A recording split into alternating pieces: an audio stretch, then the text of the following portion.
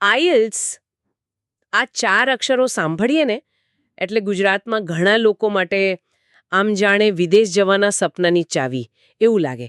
પણ એની તૈયારી કરવી એ ઘણીવાર મોટો પહાડ ચડવા જેવું લાગે છે નહીં? ક્યાંથી શરૂ કરું, કેવી રીતે પ્રેક્ટિસ કરવી, સાચું ગાઈડન્સ ક્યાંથી મળે?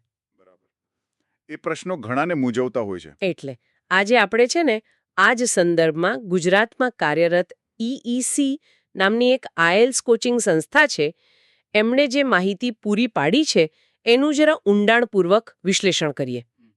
આપણી પાસે એમના પોતાના જ સોર્સ મટીરિયલ્સ છે, જેમાં એમની સેવાઓ, એમની પદ્ધતિઓ એ બધાનું વર્ણન છે. તો આ ચર્ચાનો મુખ્ય હેતુ એ સમજવાનો છે કે EEC જે મોડેલ રજૂ કરે છે, જેમાં એમણે લવચિકતા, ઘણા બધા સંસાધનો અને પેલું પર્સનલ ધ્યાન એ બધા દાવા કર્યા છે, એ ખરેખર જે આઈએલ્સ ઉમેદવારો છે, ખાસ કરીને આપણા ગુજરાતી કે હિન્દી માધ્યમમાંથી આવતા વિદ્યાર્થીઓ, એમની જરૂરિયાતોને કેવી રીતે પૂરી કરવાનો પ્રયાસ કરે છે? શું આ બધી બાબતો મળીને ખરેખર એક અસરકારક અભિગમ બનાવે છે? ચાલો ઊંડાણપૂર્વક જોઈએ. હા, આમાં રસપ્રદ વાત એ છે, તમે જુઓ કે એમના દાવાઓમાં 2 મુખ્ય વસ્તુઓ આમ ઉભરી આવે છે. એક તરફ અત્યંત લવચિકતા, મતલબ જેમ કે 1 વર્ષની મેમ્બરશિપ, ગમે ત્યારે ગમે તે બેચમાં જોડાવાની છૂટ વગેરે. હા. અને બીજી તરફ એટલું જ શું કહેવાય સ્ટ્રક્ચર્ડ, સંરચિત દૈનિક પ્રેક્ટિસ અને મૂલ્યાંકન, જેમ કે રોજ 1-to-1 સ્પીકિંગ અને રાઇટિંગ ચેકિંગ અને પેલી સાપ્તાહિક મોક ટેસ્ટ. આ 2 વસ્તુઓ આમ થોડી વિરોધાભાસી જેવી લાગે, પણ કદાચ આ જ એમનું અભિગમનું કેન્દ્ર છે. બરાબર, બરાબર. તો ચાલો શરૂઆત કરીએ એમની ભૌતિક પહોંચ અને મૂળભૂત રચનાથી. તેઓ કહે છે કે ગુજરાતમાં એમના 26 કેન્દ્રો છે, જ્યાં ક્લાસરૂમ કોચિંગ ચાલે છે. અમદાવાદ, સુરત, વડોદરા જેવા મોટા શહેરો તો ખરા જ, પણ બીજા નગરો સુધી પણ એમની હાજરી છે એવું મટીરિયલ્સ કહે છે. હા, 26 કેન્દ્રોનો આંકડો જોતા એવું લાગે કે ભૌગોલિક સુલભતા એટલે કે લોકેશનની સરળતા એમના માટે અગત્યની છે. ગુજરાતના જુદા જુદા ભાગોમાં રહેતા વિદ્યાર્થીઓ માટે નજીકમાં જ વિકલ્પ મળે એવો સ્પષ્ટ પ્રયાસ દેખાય છે. આ એમની આમ વ્યાપક પહોંચ બતાવે છે. મુજબ 1 વર્ષની સભ્યપદ મળે છે, ભલે પછી મુખ્ય કોર્સ પ્લાન લગભગ 3 મહિનાનો જ હોય. આનો શું અર્થ કાઢવો? જો આ 1 વર્ષની વેલિડિટીનો સીધો મતલબ એ છે કે વિદ્યાર્થી પાસે ટાઈમ ઘણો છે. હવે જે લોકો ઝડપથી શીખતા હોય એ કદાચ 3 મહિનામાં કોર્સ પૂરો કરી લે, પણ માનો કે કોઈને વધારે પ્રેક્ટિસની જરૂર છે, કે પુનરાવર્તન કરવું છે, અથવા તો એમની પાસે રોજ સમય ઓછો હોય. હા, બરાબર. તો એ લોકો આખા વર્ષ દરમિયાન પોતાની ગતિએ, પોતાના સમયે શીખી શકે. આ એક જાતનું સેફટી નેટ જેવું કહી શકાય. અને આ લવચિકતા ખાલી સમયગાળા માટે નથી. એ લોકો અઠવાડિયાના દિવસો એટલે સોમથી શુક્ર અને સપ્તાહાંત એટલે શનિવારે પણ અમર્યાદિત બેચ અને વિષયોનું પુનરાવર્તન કરવાની છૂટ આપવાનો દાવો કરે છે. એટલું જ નહીં, 1 વર્ષ દરમિયાન કોઈ પણ બેચ, કોઈ પણ સમયે અને કોઈ પણ સેન્ટર પર જઈ શકાય છે. આ તો ખરેખર જબરદસ્ત ફ્લેક્સિબલ લાગે છે. ખરેખર આ મોડેલ એવા લોકો માટે બહુ આકર્ષક હોઈ શકે જેમનું ટાઈમ ટેબલ રેગ્યુલર ના હોય, જેમ કે કોલેજ સ્ટુડન્ટ્સ હોય કે પછી શિફ્ટમાં કામ કરતા પ્રોફેશનલ્સ અથવા તો ગૃહિણીઓ. એ લોકો પોતાની સગવડ પ્રમાણે અલગ અલગ સમયે ઇવન અલગ અલગ સેન્ટર પર પણ ક્લાસમાં જોડાઈ શકે. આ જે પરંપરાગત કોચિંગ હોય ને એનાથી તો ઘણું અલગ છે. હા, એ વાત સાચી. પણ હા, આમાં શીખનાર પર જવાબદારી વધી જાય કે એ આ લવચિકતાનો કેટલો સદુપયોગ કરે છે. અને કેન્દ્રો પણ સોમવારથી શનિવાર સવારના 8 થી રાતના 9 સુધી ખુલ્લા રહે છે એવું કહે છે, જે આ ફ્લેક્સિબિલિટીને વધારે સપોર્ટ કરે છે. ઓકે, હવે ચાલો એમના દાવાઓના હાર્દ પર આવીએ. મતલબ કે જે મુખ્ય શૈક્ષણિક વિશેષતાઓ એ લોકો રજૂ કરે છે. એમાં એક મોટો અને કદાચ સૌથી મહત્વાકાંક્ષી દાવો છે દૈનિક 1-to-1 સ્પીકિંગ પ્રેક્ટિસ. હા, આ દાવો ખરેખર ધ્યાન ખેંચે એવો છે. રોજ ટ્યુટર સાથે face to face speaking practice અને પાછું એના પર પર્સનલ ફીડબેક, પેલું મૂલ્યાંકન પત્રક દ્વારા. જો આ ખરેખર વ્યવસ્થિત રીતે લાગુ થતું હોય તો એ સ્પીકિંગ સુધારવા માટે બહુ જ પાવરફુલ સાધન બની શકે. ચોક્કસ. આઈએલ્સ સ્પીકિંગમાં પેલો આત્મવિશ્વાસ અને સહજતા લાવવા માટે આવી રેગ્યુલર પર્સનલ પ્રેક્ટિસ બહુ ચાવીરૂપ હોય છે. જો કે એ વાત પણ છે કે આટલા મોટા સ્કેલ પર મતલબ 26 સેન્ટરોમાં આ કેવી રીતે મેનેજ થતું હશે એની વિગતો મટીરિયલ્સમાં નથી. બરાબર. અને એ જ રીતે દૈનિક લેખન એટલે કે રાઇટિંગ પ્રેક્ટિસ અને એના પર પણ ટ્યુટર દ્વારા પ્રતિસાદ અને લેખિત મૂલ્યાંકન પત્રકો એનો પણ ઉલ્લેખ છે. આ પણ પેલું 1-to-1 સ્પીકિંગ જેટલું જ અગત્યનું લાગે છે. બિલકુલ. રાઇટિંગમાં સુધારો લાવવા માટે તો નિયમિત લખવું અને એમાં જે ભૂલો થાય પછી એ સ્ટ્રક્ચરની હોય, ગ્રામરની હોય કે શબ્દોની, એના પર ચોક્કસ માર્ગદર્શન બહુ જ જરૂરી છે. એટલે દૈનિક પ્રેક્ટિસ અને મૂલ્યાંકનનો દાવો એ સૂચવે છે કે તેઓ આ મોડ્યુલ પર પણ વ્યક્તિગત ધ્યાન આપવાનો પ્રયાસ કરે છે. આ બંનેમાં સ્પીકિંગ અને રાઇટિંગમાં સતત ફીડબેકનો એક લૂપ બનાવવાનો એમનો આશય દેખાય છે. અને જે વિદ્યાર્થીઓ માનો કે ગુજરાતી કે હિન્દી માધ્યમમાંથી આવે છે, જેમનું અંગ્રેજી ગ્રામર કદાચ થોડું નબળું હોય, એમના માટે કંઈ ખાસ? હા, એના માટે પણ એમણે દાવો કર્યો છે કે ખાસ દૈનિક ગ્રામર બેચ ચલાવવામાં આવે છે. ઓહ. આ એક મહત્વનો મુદ્દો છે. જુઓ, આઈએલ્સ તો અંગ્રેજી ભાષાની પરીક્ષા છે, એટલે મજબૂત ગ્રામરનો પાયો તો જોઈએ જ. હવે પ્રાદેશિક ભાષાના માધ્યમમાંથી આવતા વિદ્યાર્થીઓને ઘણીવાર અંગ્રેજી વાક્ય રચના, નિયમો એ બધું સમજવામાં થોડી તકલીફ પડતી હોય છે. હા, એ સાચું છે. એટલે એમના માટે અલગ ડેડિકેટેડ બેચ હોવાનો દાવો એ બતાવે છે કે તેઓ આ ચોક્કસ જરૂરિયાતને સમજે છે અને એને પૂરી કરવાનો પ્રયાસ કરી રહ્યા છે. સરસ. હવે પ્રેક્ટિસ અને પર્સનલ ફીડબેક પછી આવે છે પરીક્ષણ. એ લોકો દર શનિવારે પેપર આધારિત મોક ટેસ્ટ લેવાનો દાવો કરે છે અને એ પણ OMR શીટ સાથે, જેથી પેલો રિયલ એક્ઝામ જેવો અનુભવ મળે. કુલ 22 આવા પેપર ટેસ્ટનો ઉલ્લેખ છે, જેમાં વિગતવાર પ્રતિસાદ પણ મળશે એવું કહે છે. હા, સાપ્તાહિક મોક ટેસ્ટનું મહત્વ બે રીતે છે. એક તો એનાથી વિદ્યાર્થીઓને પરીક્ષાનું બંધારણ કેવું હોય, પ્રશ્નો કેવા આવે, ટાઈમ લિમિટ શું હોય, એ બધાથી પરિચય થાય. બરાબર. અને બીજું, OMR શીટનો ઉપયોગ અને રેગ્યુલર ટેસ્ટિંગથી પેલું પરીક્ષાના પ્રેશરમાં પરફોર્મ કરવાની ક્ષમતા વધે. એની પ્રેક્ટિસ થાય. અને 22 પેપર ટેસ્ટ એ સંખ્યા પણ નોંધપાત્ર છે. એનાથી પ્રેક્ટિસ માટે પૂરતી તક મળે. અને આ તો થઈ પેપર આધારિત ટેસ્ટની વાત. પણ આજકાલ ઘણા લોકો કમ્પ્યુટર આધારિત પરીક્ષા પણ આપે છે, તો એમના માટે કંઈ છે? હા, એમના મટીરિયલ્સ પ્રમાણે એ લોકો સોફ્ટવેર દ્વારા 90 જેટલા વધારાના ઓનલાઈન મોક ટેસ્ટ પણ આપે છે. 90? ઓહ. હા, અને આ ટેસ્ટ ઘરે બેઠા પણ આપી શકાય અથવા એમના સેન્ટરની જે કમ્પ્યુટર લેબ હોય ત્યાં પણ આપી શકાય. અને એની એક્સેસ 24/7 છે, મતલબ ગમે ત્યારે. આનાથી જે લોકો કમ્પ્યુટર ડિલિવર્ડ આઇલ્સ એટલે કે CD આઇલ્સ આપવાના છે એમને પણ પ્રેક્ટિસ મળે. અને આજકાલ વધુને વધુ લોકો CD આઇલ્સ પસંદ કરી રહ્યા છે, એટલે આ સુવિધા અગત્યની બની જાય છે. એટલે જરા હિસાબ કરીએ તો 22 પેપર ટેસ્ટ અને 90 ઓનલાઈન ટેસ્ટ, એટલે કે કુલ 112 મોક ટેસ્ટ. બાપરે, આ તો પ્રેક્ટિસ માટે ખૂબ જ મોટો આંકડો છે. પણ અહીં એક સવાલ થાય કે આટલી બધી પ્રેક્ટિસ ખરેખર ફાયદાકારક છે કે પછી આમાં ક્વોલિટી કરતાં ક્વોન્ટિટી પર વધારે ભાર અપાયો છે? સારો પ્રશ્ન છે. મટીરિયલ્સમાં ટેસ્ટની સંખ્યા પર ભાર તો મુકાયો જ છે. અને આટલા બધા ટેસ્ટ આપવાથી ચોક્કસપણે પરીક્ષાના ફોર્મેટ અને ટાઈમિંગ પર પકડ તો આવે જ. જો કે એની અસરકારકતા, એની ક્વોલિટી એ એના પર આધાર રાખે છે કે દરેક ટેસ્ટ પછી જે ફીડબેક મળે છે એ કેટલું ડિટેલ્ડ અને ઉપયોગી છે. હા. અને બીજું, વિદ્યાર્થીએ ફીડબેક પર ખરેખર કામ કરે છે કે નહીં. ખાલી ટેસ્ટ આપ્યા કરવાથી સુધારો ના થાય, પણ એમાંથી શીખીને ભૂલો સુધારવાથી થાય છે. બરાબર સમજાયો. હવે વાત કરીએ શૈક્ષણિક સંસાધનોની, મટીરિયલ્સની. એ લોકો વિદ્યાર્થીઓને ઘરે લઈ જવા માટે 13 પુસ્તકો આપવાનો દાવો કરે છે. એમાં લિસનિંગ, રીડિંગ, રાઇટિંગ, સ્પીકિંગ માટે એક મેજિક બુક એવું નામ છે અને રિયલ ટેસ્ટ બુક્સ.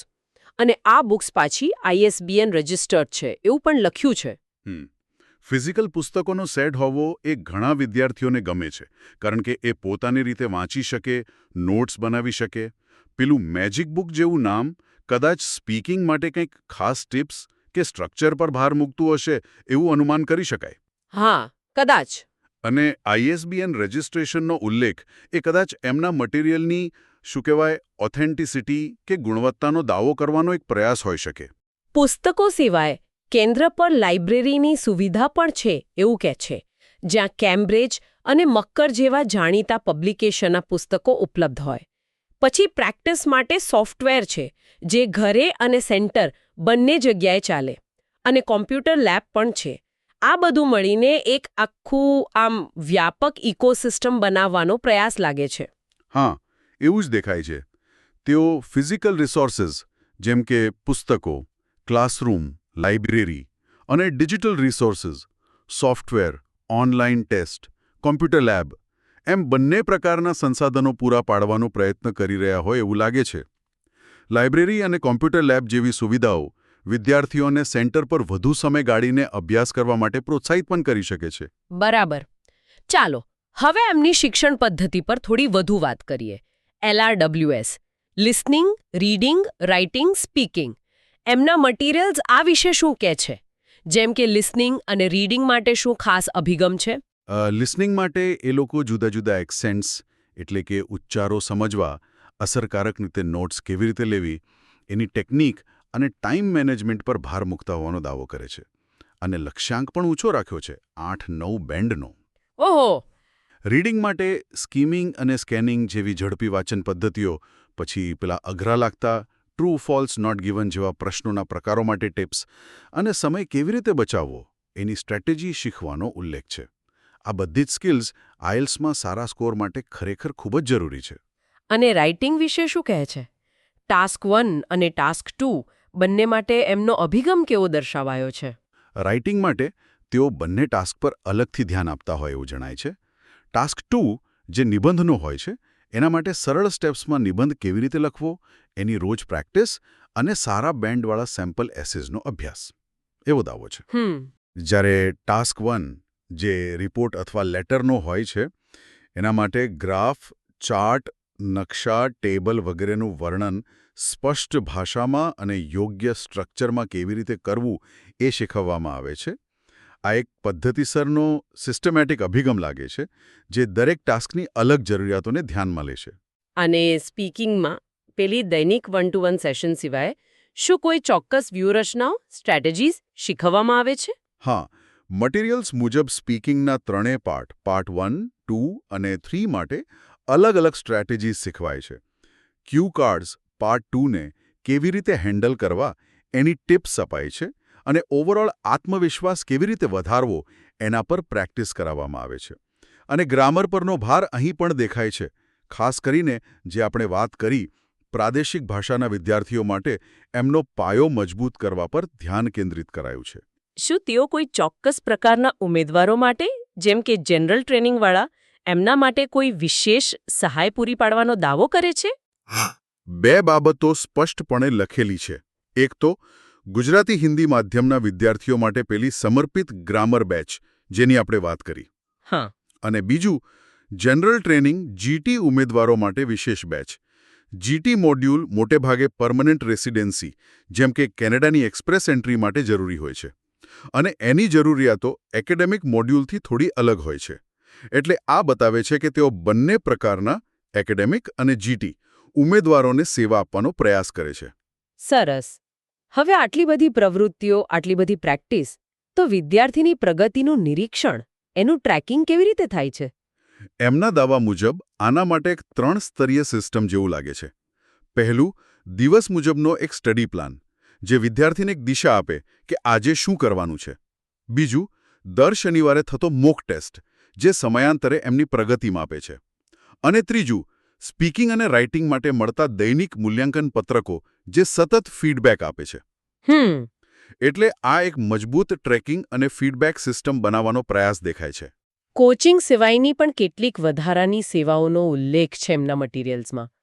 જેમ કે આઈએલ્સ પરીક્ષા બુકિંગમાં મફત મદદ કરે છે, કારણ કે તેઓ ઓથોરાઇઝ્ડ રજિસ્ટ્રેશન સેન્ટર છે. અને જો એમના દ્વારા બુકિંગ કરાવો તો 2 મફત પુસ્તકોની ઓફર પણ છે. પછી ડાઉટ સોલ્વિંગ એટલે કે શંકા નિવારણ ગમે ત્યારે કરાવી શકાય અને યોગ્ય પરીક્ષા તારીખ પસંદ કરવામાં પણ માર્ગદર્શન આપે છે. હા, આ પ્રકારની જે સપોર્ટ સર્વિસીસ હોય ને એ વિદ્યાર્થીઓ પરનો પેલો એડમિનિસ્ટ્રેટિવ બોજ ઘટાડી શકે. એટલે એમનું ધ્યાન અભ્યાસ પર વધુ રહે.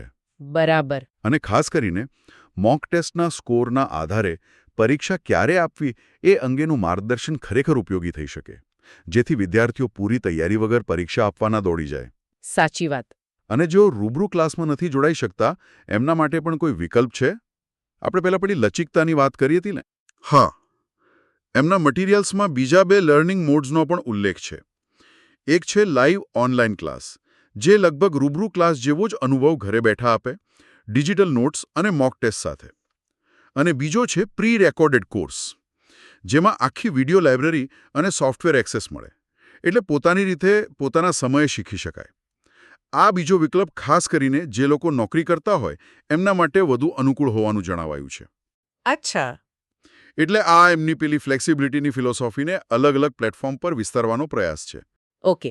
અને લોજિસ્ટિક્સની વાત કરીએ. મતલબ કે પ્રવેશ પ્રક્રિયા કેવી છે? એ સીધી સાધી લાગે છે.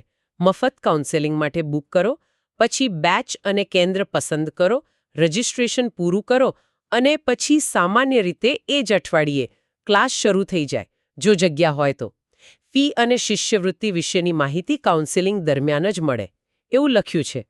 હા, કાઉન્સેલિંગ પર ભાર મૂકવો એ સૂચવે છે કે તેઓ કદાચ પહેલા વિદ્યાર્થીની જરૂરિયાત અને એની અપેક્ષાઓ સમજવાનો પ્રયત્ન કરે છે અને પછી યોગ્ય માર્ગદર્શન આપે છે. અને ફી સ્ટ્રક્ચર જાહેર ન કરવું એ કોચિંગ ઇન્ડસ્ટ્રીમાં આમ તો સામાન્ય પ્રથા છે, કારણ કે ઘણીવાર સેન્ટર, કોર્સનો સમયગાળો અને કોઈ ચાલુ ઓફર હોય એના પર આધાર રાખતું હોય છે. બરાબર. તો આ બધી માહિતીના આધારે આટલી ચર્ચા પછી આપણે શું તારણ કાઢી શકીએ? ઈઈસી જે ચિત્ર રજૂ કરે છે એનો સાર શું છે? સારાંશમાં કહીએ તો ઈઈસી દ્વારા જે મોડેલ રજૂ કરાયું છે એ મુખ્યત્વે 3 પાયા પર ટકેલું દેખાય છે. પહેલું, જબરદસ્ત લવચિકતા. સમયની, સ્થળની, બેચની, અભ્યાસના સમયગાળાની અને ભણવાના મોડની પણ. હા. બીજું, ખૂબ જ તીવ્ર અને સતત પ્રેક્ટિસ અને મૂલ્યાંકન, એટલે કે પેલું દૈનિક 1-to-1 સ્પીકિંગ રાઇટિંગ ફીડબેક, દૈનિક ગ્રામર અને અસંખ્ય મોક ટેસ્ટ. અને ત્રીજું, વ્યાપક સંસાધનો અને સહાય, જેમાં પુસ્તકો, સોફ્ટવેર, લાઇબ્રેરી, ડાઉટ સોલ્વિંગ અને પેલી જીટી ગ્રામર માટેની વિશેષ બેચ, એ બધું આવી જાય. અને આ મોડેલનું મહત્વ શું સમજવું? તે આઈએલ્સ ઉમેદવારો સામે જે પડકારો આવે છે એમાંથી કયા પડકારોને પહોંચી વળવાનો પ્રયાસ કરે છે? જો આપણે આને મોટા ચિત્રમાં જોઈએ તો આ મોડેલ જે મુખ્ય પડકારો છે, જેમ કે સમયની અછત, ભણવાની પ્રેરણા જાળવી રાખવી, પોતાના નબળા ક્ષેત્રો પર ધ્યાન કેન્દ્રિત કરવાની જરૂરિયાત અને વ્યક્તિગત માર્ગદર્શનની અપેક્ષા, આ બધાને એકસાથે પહોંચી વળવાનો પ્રયાસ કરતું દેખાય છે. લચિકતા સમય અને સ્થળની સમસ્યા હલ કરે છે, જ્યારે પેલી દૈનિક પ્રેક્ટિસ અને મૂલ્યાંકન શિસ્ત અને સુધારણા પર ભાર મૂકે છે. અને બધા સંસાધનો અને સહાયક સેવાઓ મળીને એક કમ્પ્લીટ પેકેજ બનાવવાનો પ્રયાસ કરે છે. અલબત્ત, આ મોડેલ કેટલું સફળ છે એ તો આ બધા દાવાઓ વાસ્તવમાં કેવી રીતે અને કેટલી સારી રીતે અમલમાં મુકાય છે એની ગુણવત્તા પર જ નિર્ભર રહેશે. ખૂબ સરસ વિશ્લેષણ. આપણે ઈઈસી દ્વારા જે માહિતી પૂરી પાડવામાં આવી હતી તેના આધારે તેમના અભિગમને સમજવાનો એક પ્રયાસ કર્યો. અને આના પરથી એક વિચાર આવે છે, જેના પર કદાચ શ્રોતાઓ પોતે મનન કરી શકે. આ જે મોડેલ છે, જે સતત પ્રેક્ટિસ, અસંખ્ય પરીક્ષણો અને અત્યંત લવચિકતા પર આટલો બધો ભાર મૂકે છે, એને ધ્યાનમાં લેતા વિચારવા જેવો પ્રશ્ન એ છે કે શું માત્ર પુષ્કળ પ્રેક્ટિસ અને વારંવાર પરીક્ષણ લેવાથી ખરેખર ભાષાકીય ક્ષમતામાં, મતલબ લેંગ્વેજ સ્કિલ્સમાં ઊંડાણપૂર્વકનો સુધારો લાવી શકાય છે, કે પછી તે મુખ્યત્વે પરીક્ષા આપવાની ટેકનિક અને ટાઈમ મેનેજમેન્ટ સુધારવા પર વધુ ધ્યાન કેન્દ્રિત કરે છે? અને આ બંને વચ્ચે, એટલે કે સાચી સ્કિલ ડેવલપમેન્ટ અને એક્ઝામ ટેકનિક, એની વચ્ચે સંતુલન કેવી રીતે જળવાતું હશે? આ એક વિચારવા જેવો મુદ્દો છે